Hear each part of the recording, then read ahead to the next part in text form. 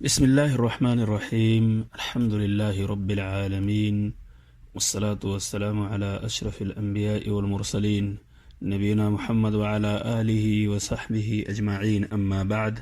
السلام عليكم ورحمة الله وبركاته. قابل احترام سامعین، 40 نوویہ کی 37ویں حدیث، اس کا ترجمہ اور اس حدیث سے مستنبط چند فوائد و احکام پیش خدمت ہیں۔ عن ابن عباس رضی اللہ عنہما عن النبی صلی اللہ علیہ وسلم فيما يرويه عن ربه تبارک وتعالى انه قال ان الله كتب الحسنات والسيئات ثم بين ذلك فمن هم بحسنة فلم يعملها كتبها الله عنده حسنة كاملة وإن هم بها فعملها كتبها الله عنده 10 حسنات إلى 700 ضعف إلى أضعاف كثيرة وإن هم بسيئة فلم يعملها كتبها الله عنده حسنة كاملة وإن هم بها فعملها كتبها الله سيئة واحدة۔ رواه البخاري ومسلم في صحيحيهما بهذه الحروف۔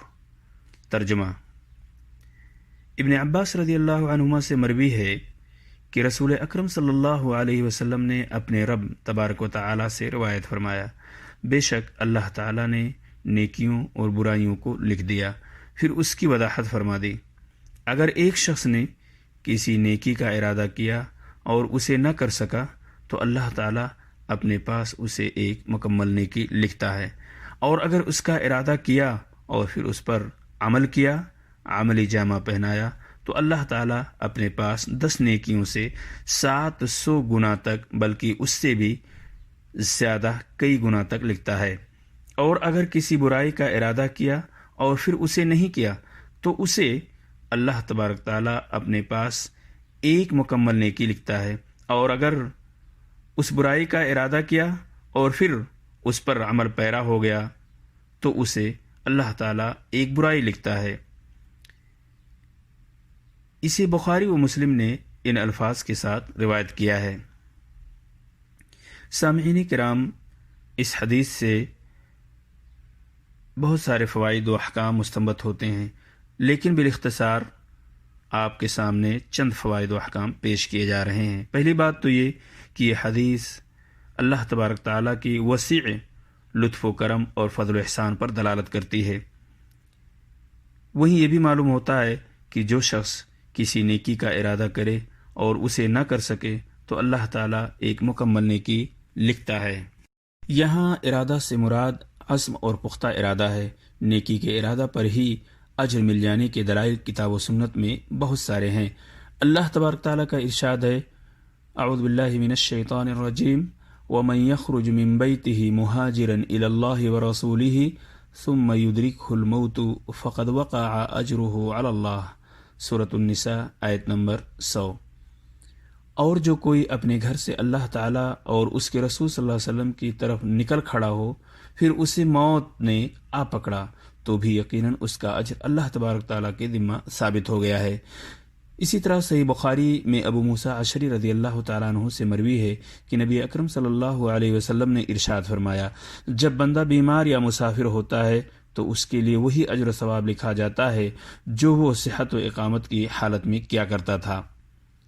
مومن بندوں پر یہ اللہ کا عظیم احسان ہے کہ اگر سفر یا بیماری کی وجہ سے ان کے یومیہ عبادات و اعمال کا سلسلہ منقطع ہو جاتا ہے تو بھی اللہ تعالیٰ ان کا پورا ثواب لکھتا ہے، کیونکہ وہ جانتا ہے کہ اگر رکاوٹ نہ ہوتی تو بندہ ضرور اپنا عمل جاری رکھتا۔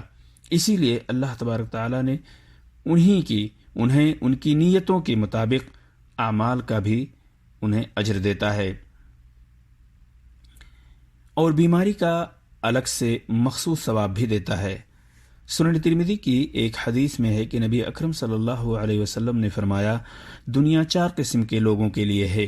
ایک وہ جسے اللہ نے علم سے نوازا مگر مال سے محروم رکھا، اس کی سچی نیت یہ کہ اگر میرے پاس مال ہوتا تو میں بھی فلاں دولت مند کی طرح عمل کرتا اور اللہ کی راہ میں خرچ کرتا، چنانچہ وہ اپنی نیت کے مطابق ثواب پائے گا اور دونوں کا ثواب برابر ہوگا۔ سامعین کرام، جس شخص نے کسی نیکی کا ارادہ کیا اور اسے کر بھی لیا تو اللہ تعالیٰ اسے 10 گنا سے لے کر 700 گنا بلکہ اس سے بھی زیادہ ثواب لکھتا ہے۔ اللہ تعالیٰ کا ارشاد ہے، من جاء بالحسنۃ فلہ 10 امثالھا، سورۃ الانعام آیت نمبر 160۔ جو شخص نیک کام کرے گا اس کو اس کے 10 گنا ملیں گے۔ 10 گنا پر ثواب کی زیادتی حسن عمل، اخلاص نیت، اتباع سنت اور نیکی کے محل کے موزونیت کے اعتبار سے ہوگی۔ جو شخص برائی کا ارادہ کرنے کے بعد اسے نہ کرے تو اللہ تعالیٰ اس کے لیے ایک کامل نیکی لکھتا ہے، بشرطے کہ اس نے وہ گناہ اللہ کے خوف سے چھوڑا ہو۔